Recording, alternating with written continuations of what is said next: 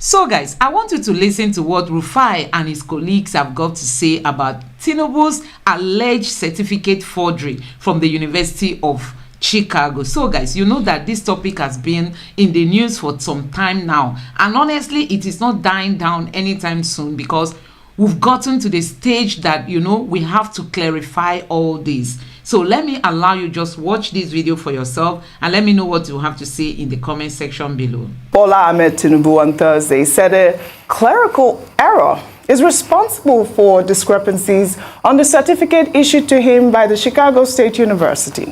Well, according to Tinubu's lawyers, an unidentified clerk of the university made the error about the date the school stated on his recently issued certificate. Tinubu's lawyers argued that the university incorrectly wrote the date of graduation as June 27th, 1979, instead of June 22nd, 1979, along with a change in the university's logo, which created the appearance of differences between an earlier issued diploma and the one issued in response to a 2022 subpoena. The claim is in their response to a suit filed by former Vice President Atiku Abubakar seeking the disclosure of Tinubu's academic records from the university. Well, users on social media have shared mixed reactions. Before I take tweets, Rufai, you know, I'd love for you to just chime in here, because you know that this issue of whether certificates forgery has been, you know, on the forefront of all eyes on the judiciary. No, but we just have to state clearly that anything happening in American courts is of no consequence to what the judiciary has reserved a date for already. This is separate from it. But there's been many conversations around this Chicago debacle. And many cases have been filed. And many subpoenas have been issued, all right, as regards this. And some actors somewhere have orchestrated also many lies. One of them, I think we had to talk about this around November last year, was that we brought to fore that there had been a case filed as regards this conundrum of certificates at the court in Abuja. I think it was the Federal High Court or something. I don't know the jurisdiction of the court now, where Enahuru Eba, a lawyer, said that he had instructed his partner, Knowles, in Chicago, to subpoena Chicago to get details of, you know, degrees and all of that, and school records and all of that. And he said this was at variance with what the president, you know, now sent to INEC then. Right. There's that conundrum. And I think we talked emphatically as regards this. That was what happened then. Now, Alhaji Atiku Abubakar in America also using the court system to be able to know more. And in fact, I think for the sake of clarification, you know, somebody had claimed that they even went to Chicago. I know that somebody. The point I made was the person claimed they went to Chicago on the 19th of September. That was the day they visited Chicago. But why is it that the document the person claimed Chicago gave them was unsigned and it was dated in June? So there's been a lot of conundrum, and I would like the courts to be able to unpack it. But Alhaji Atiku Abubakar has filed in America, and the response of the Tinubu team now is the fact that there was a clerical error as regards date of graduation and the likes and all of that. Whatever it is, this matter is sub judice, and the court will rule. What I just gave is a hitherto background. I will not talk about the matter that is sub judice. Right. All right. But there's been a lot of back and forth and confusion as regards this. So let's see how this court process pans out. The deposition and the reportage is all there for all to read. Right.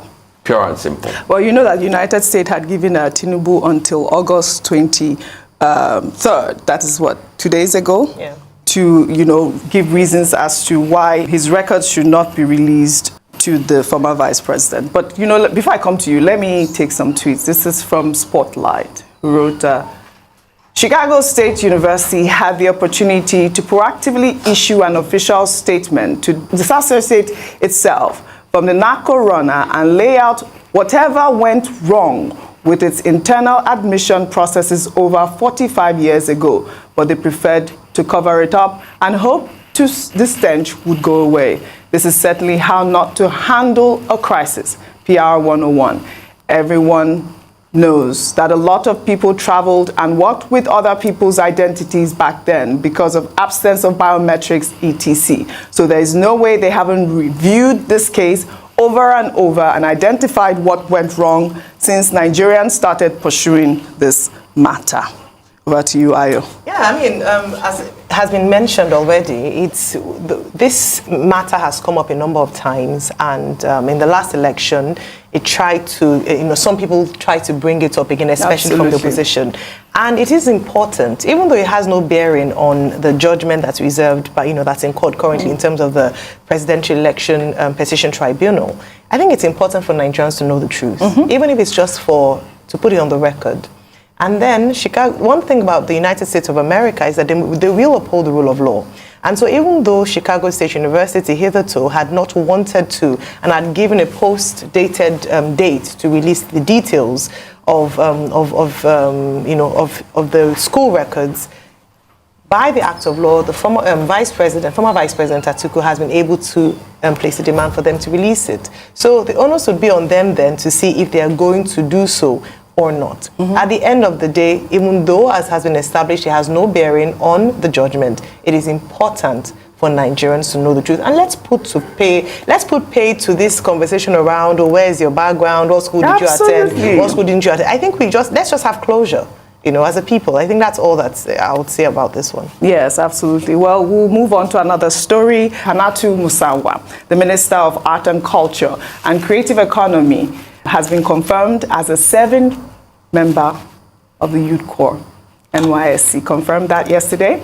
The report follows a claim by the Human Rights Association of Nigeria, a civil society organization, that Musawa is undertaking the 1-year mandatory youth service scheme while she is still a member of President Bola Ahmed Tinubu's cabinet. Kayode, your name just came off my head.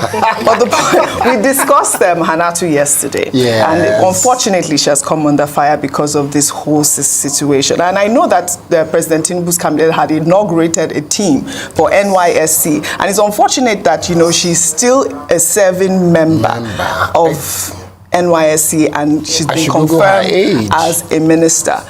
What did you say? I said I should Google her age. Oh no, she had started. I mean, it's not about the age actually at this point. I thought age is a factor in NYSC. No, as long as when you graduate before you are 30. Yes. If you graduate after you're 30, then you get exemptions. Absolutely. So even if you graduate before you're 30, you can do it any other time. Oh, okay. I think for how that's like Kemi's case. No, not Kemi's case. No, hers was forged. It's not forged. It's just the case of if you're not.